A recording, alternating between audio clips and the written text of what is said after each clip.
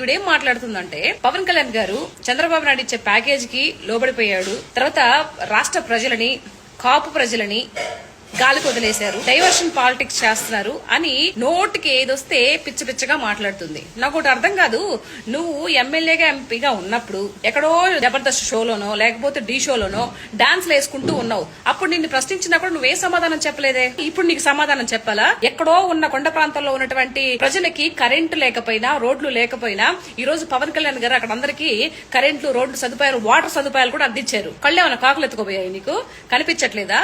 నోటికి ఏదోస్తుంది వాగడమేనా? అంటే నేను చెప్పే మాటలు నమ్మేస్తారులే, జనాలు ఎర్రోళ్ళు అనుకుంటున్నట్టున్నావు. బ్రహ్మాండంగా తెలుసు. మళ్ళీ ప్యాకేజ్ ఇస్తారు అంటున్నావేంటి? నిజాయితీ పరులు నెంబర్ 2 స్థానంలో ఉన్నారు. మీ జగన్ ఎన్నో స్థానంలో ఉన్నారు ఒకసారి చూసుకో. నువ్వే స్థానంలో ఒకసారి చూసుకో. ఆడదాం ఆంధ్రాలో 100 కోట్లు వెనకాతలు వేసుకుని బెంజుల కార్లు, BMW కార్లు తిరుగుతూ ఆ ప్రజల్ని గాలికి వదిలేసి, నగర ప్రజలని ఈ రోజు నువ్వు షోలు చేస్తూ విచ్చలు విడిగి హిహి నవ్వుతూ నువ్వు కూడా మాట్లాడుతున్న పవన్ కళ్యాణ్ గురించి సిగ్గుగా అనిపించట్లేదు కొంచెం కూడా నీకు? ఛీ అమ్మ, ఎన్నిసార్లు చెప్పినా బురదలో పంది బ్రతుకుతుంది, బయట నువ్వు బ్రతికి మాట్లాడుతున్నావు.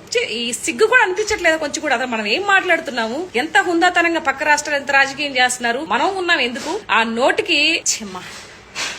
అసలు నువ్వు మాట్లాడిన దానికి కౌంటర్ ఇవ్వాలంటేనే చిరాకేస్తుంది, అసహ్యం అనిపిస్తుంది. నువ్వు కూడా పవన్ కళ్యాణ్ గురించి మాట్లాడుతుంటే ఛీ అమ్మ జీవితం అన్నట్టు అనిపిస్తుంది. సో రోజా గారు, ఇప్పటికైనా మీరు మారండి.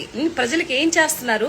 కూటమి ప్రభుత్వం గాని, పవన్ కళ్యాణ్ గారు ఏం మాట్లాడుతున్నావో, రాష్ట్ర ప్రజలు ఏం చేయాలనుకుంటున్నావో నాకు అసలు ఏం అర్థం కావట్లేదే. మరి నీకు తెలిసిన నాలెడ్జి, ఇన్ని సంవత్సరాలు రాజకీయంలో ఉండి ఏం చేసావో, మీరందరూ అసలు ప్రజల యోగక్షేమాలు చూద్దాము, ప్రజల కోసం పాటుపడదాము అనే దిజ్ఞాస ఒక్కరికి కూడా లేదమ్మా. మీ వైఎస్ఆర్సీపీ పార్టీ, మీ జగన్మోహన్ రెడ్డికి లేదు, నీకైతే అంతకన్నా లేదు. పదవి మీద ఉన్న వ్యామోహము మీ ప్రజల మధ్య లేనే లేదు. అసలు ఏమి బ్రతుకులో, అసలు ఏమి రాజకీయాలు చేస్తారో నాకు అర్థం కాదు. ఎంతసేపటికి రాజకీయాల్లోకి వస్తే 100 కోట్లు వెనకాతలు వేసుకోవాలని ఒక ఇది తప్పితే రెండో ఇది కూడా లేదు. నువ్వు ప్యాకేజ్ ఇస్తారని చెప్పి పవన్ కళ్యాణ్ గురించి మాట్లాడతావు. నిజాయితీ పరులు 2వ స్థానంలో ఉన్నారమ్మా, ఒకసారి తెలుసుకో. సరే గూగుల్లో అడుగు చెప్తది. నువ్వు కూడా ప్యాకేజ్ గురించి మాట్లాడుతున్నావు. ప్యాకేజ్ తీసుకుని నువ్వు మీ అన్న దగ్గర నుంచి, మీ జగన్మోహన్ రెడ్డి దగ్గర నుంచి ప్యాకేజ్ తీసుకొని మాట్లాడుతున్నది నువ్వు. ఒకసారి చూసుకో, నీ వెనకాతలు నువ్వు ఏంటనేది చూసుకొని అప్పుడు మాట్లాడు. సేపటికి ఛీ